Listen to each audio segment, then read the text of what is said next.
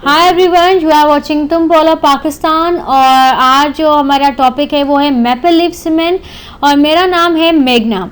तो सबसे पहले इस वीडियो के बारे में मेन पर्पस जो है ये वीडियो बनाने का वो ये है कि मैपल लीफ सीमेंट जो है एक बड़ी कंपनी है सीमेंट सेक्टर की, और ये जो है एक डिविडेंड वाली कंपनी है। लेकिन 2020 और 2021 में इस कंपनी ने कोई भी अपने शेयर होल्डर्स को डिविडेंड नहीं दिया, बट इन पास्ट ये कंपनी प्रॉफिटेबल थी और स्टिल ये प्रॉफिटेबल है।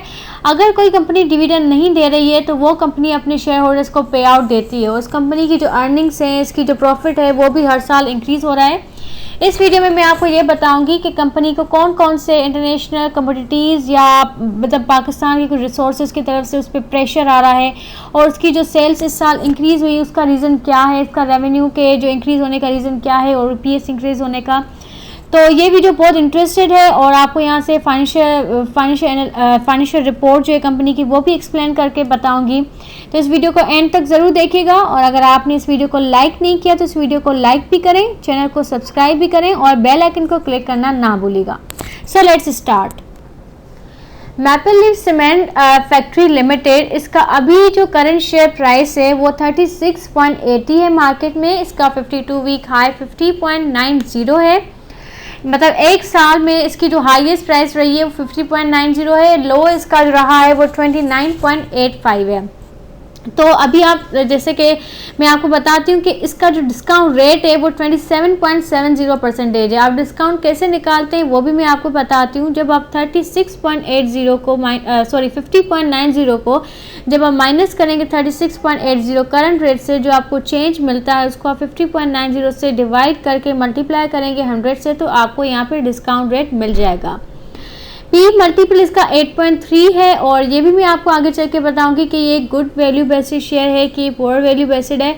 इसका फ्री फ्लोट मार्केट में 45% है, तो ये जो फ्लोट परसेंटेज है वो एक गुड साइन है, क्योंकि कम से कम जो मार्केट के पास है वो 45% है, और अदर जो शेयर्स हैं वो इनकी कंपनीज़ के पास हैं, इंस्टीट्यूशंस के पास हैं, कंपनी के जो CEO director spouses and children के पास हैं, उनके एम्प्लॉयज़ के पास हैं। तो ये एक अच्छा पॉइंट शो करता है कि कंपनी के पास अगर ज़्यादा शेयर हैं तो डिसीजन मेकिंग में, बोर्ड ऑफ डायरेक्टर के डिसीजन में उनके पास ज़्यादा राइट्स भी होते हैं। फाइनेंशियल्स ऑफ कंपनी की जो सेल्स हैं वो 2018 में 25 बिलियन थी, और अभी 2021 में इसकी जो सेल्स हुई हैं वो 35 बिलियन हैं। तो इसमें आप देख सकते हैं कि इतना बड़ा डिफरेंस है, और ये एक पॉजिटिव डिफरेंस शो कर रहा है। हर साल इनकी जो सेल्स हैं वो अच्छी इंक्रीज़ हो रही हैं। इनके प्रॉफिट आफ्टर टैक्सेशन भी देखें आप, 2020 बाकी ईयर्स में, मतलब 2020 में इनको 4 बिलियन का जब लॉस हुआ उसके बाद इसने 2021 में एक अच्छा जो है वो कमबैक दिखाया है। 6.2 बिलियन की इनका टोटल प्रॉफिट आफ्टर टैक्सेशन है, जो कि एक बहुत ही पॉजिटिव पॉइंट शो करती है। ये कंपनी को मतलब इस कंपनी का जो शेयर है, देखिए आप EPS भी 5.69 इंक्रीज़ हुआ है। लास्ट ईयर ये 5.30 माइनस था, तो ये भी एक पॉजिटिव पॉइंट होती है कि कंपनी अपना जो रिटर्न है अपने शेयर होल्डर्स को वो अच्छा ही देगी। अगर रिटर्न की बात की जाए, कंपनी के पे आउट की बात की जाए, so I can't calculate it because उसने 2020 में और 2021 में, इवन 2022 ये साल जो इनकी प्रॉफिट भी इंक्रीज़ हुआ है, उसके बावजूद भी इस कंपनी ने अपने शेयर होल्डर्स के लिए कोई डिविडेंड अनाउंस नहीं किया, ना ही इसने कोई प्रीमियम अनाउंस किया है पर मतलब इसने कोई प्रीमियम शेयर्स पे अनाउंस नहीं किए, ना ही बोनस शेयर इन्होंने जस्ट 2019 में किए। लेकिन अगर कोई कंपनी ऐसा होता है कि जो पे आउट नहीं देती है, वो अपने कस्टमर्स को, अपने शेयर होल्डर्स को वो वहाँ से कैपिटल गेन ज़रूर देती है। तो ये जो शेयर है, मैंने आपको बताया कि इसकी जो मार्केट शेयर प्राइस अभी डिस्काउंट रेट पे मिल रहा है, और ये भी एक्सपेक्टेड है कंपनी के फाइनेंशियल्स को देख के कि इसका शेयर प्राइस आगे बढ़ेगा। In 2020 and 2021 company didn't announce any dividend, company ने कोई भी डिविडेंड नहीं दिया अपने शेयर होल्डर्स को। बट 2019 में इस कंपनी ने 5% का डिविडेंड दिया था, और 80% के इसने प्रीमियम शेयर्स अनाउंस किए थे। उससे पहले भी कंपनी ने 2018 में भी इसने डिविडेंड अनाउंस किया था। डिविडेंड यील्ड इनका 5.92% है, और पी मल्टीपल जैसे कि मैंने कहा कि पीके बेसिक मटेरियल्स इंडस्ट्री और पीके मार्केट के मुकाबले ये एक पुअर वैल्यू बेस्ड है, क्योंकि उनका 8.3 मल्टीपल से भी कम है। पीके मार्केट का 6 है और जो हमारे पीके बेसिक मटेरियल इंडस्ट्री का है वो 7 मल्टीपल है। और at this time the stock is under value by 51.5%। ये स्टॉक जो है वो अभी अंडर वैल्यूड है, ये 51.5% के रेट से अंडर वैल्यूड है। During the period under review मैं आपको ये बताती हूँ अभी के इनका जो टर्नओवर हुआ है एक साल का वो 22,101 मिलियन है, जबकि लास्ट ईयर था 16,578 मिलियन। इसमें जो टॉप लाइन जो इस कंपनी के वो इंक्रीज हुई है बाय 33%। ड्यू टू इसके पीछे जो रीज़न है वो ये था कि इम्प्रूव की है इनकी सेलिंग प्राइस। इनकी जो सेलिंग प्राइस है वो इम्प्रूव हुई है लोकल मार्केट में। इनकी जो increase in selling price is mainly due to high inflation impact on cost side. ये जो प्राइस इंक्रीज हुई थी सेलिंग प्राइस, इसकी वजह ये थी हाई इन्फ्लेशनरी था कॉस्ट साइड की साइड, और स्पेशली फ्यूल और पावर की जो प्राइसेस इंक्रीज होने की वजह से। और growth in construction sector was slower then expected. और जो ग्रोथ थी कंस्ट्रक्शन सेक्टर में, पाकिस्तान एक डेवलपिंग कंट्री है, तो जो ग्रोथ है वो स्लो डाउन हो गई थी due to lackluster implementation of large scale project, less utilisation of PHDP budget and lower than expected demand in housing sector में भी डिमांड कम हो गई थी। आप देख सकते हैं क्लिंकर प्रोडक्शन 2021 में 2 बिलियन की हुई थी, और इनकी जो सीमेंट प्रोडक्शन थी वो 2,407 मिलियन की है। और इनका जो आप देख सकते हैं वेरिएंस पे आप देख सकते हैं कि इनका डिफरेंस कितना हुआ है परसेंटेज में।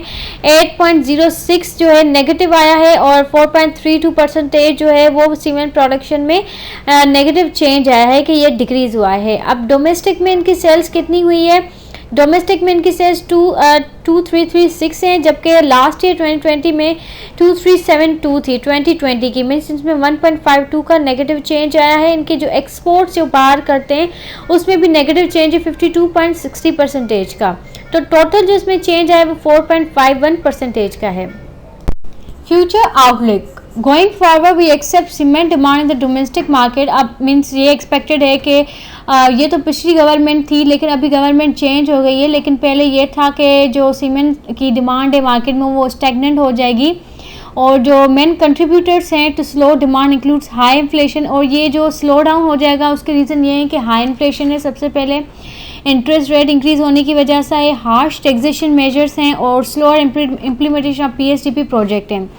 फर्दर जो कोल की प्राइसेस है जो इंटरनेशनल मार्केट में इंक्रीज हो रही हैं, और सी फ्रेट चार्जेस है stumbling ₹5 against $, rising SPP state bank of Pakistan की तरफ से जो डिस्काउंट रेट और गैस शॉर्टेज जो हो रही है इंटरनेशनल मार्केट में वो प्रेशर लगा सकती है इनपुट कॉस्ट ऑफ सीमेंट के ऊपर। हाउएवर मतलब ये जो अब सीमेंट कंपनी है ये कंपनीज है ये अफगान कोल यूज़ कर रही है या local coal to mitigate the impact of coal rates in international market and to lower the risk of currency devaluation. अब ये करेंसी डीवैल्यूशन से बचने के लिए इंटरनेशनल कोल रेट के मीन्स हाई प्राइसेस से बचने के लिए अब वो अफगान कोल और लोकल कोल को जो है वो मोस्टली यूज़ कर रही है। और उसके साथ साथ जो इनके ऊपर जो दूसरा प्रेशर है वो नेशनल ग्रिड प्राइसेस हैं, तो उसको भी मिटिगेट करने के लिए ये अभी जो इंस्टॉलेशन कर रही है to further renewable energy resources to reduce reliance on national grid to the minimum. अब ये कंपनी जो है वर्क कर रही है on installation of further renewable energy resources, अब ये खुद करेगी। जो उनका net to debt to equity ratio 40.7% है और ये हाई है, और 5 इयर्स में जो है ये इसका इंक्रीज ही होता जा रहा है। इसका जो डेट है ये पहले 17% था, अभी 40.7% है, और ये इनका जो डेट है वो वेल कवर्ड है, और इनका जो इंटरेस्ट है डेट पे वो भी वेल कवर्ड है बाय EBIT और ऑपरेटिंग कैश फ्लोज। बाकी इनकी जो अर्निंग्स हैं वो बहुत ही अच्छी हैं और इनकी हाई लेवल की अर्निंग्स है, और इन पास्ट में भी इसकी ये कंपनी प्रॉफिटेबल थी और स्टिल भी ये जो कंपनी है ये प्रॉफिटेबल ही है। तो अगर आपको ये वीडियो अच्छी लगी तो इस वीडियो को लाइक करें, चैनल को सब्सक्राइब करें और इस बेल आइकन को क्लिक करना ना भूलिएगा। थैंक यू एवरीवन एंड अल्लाह हाफिज़।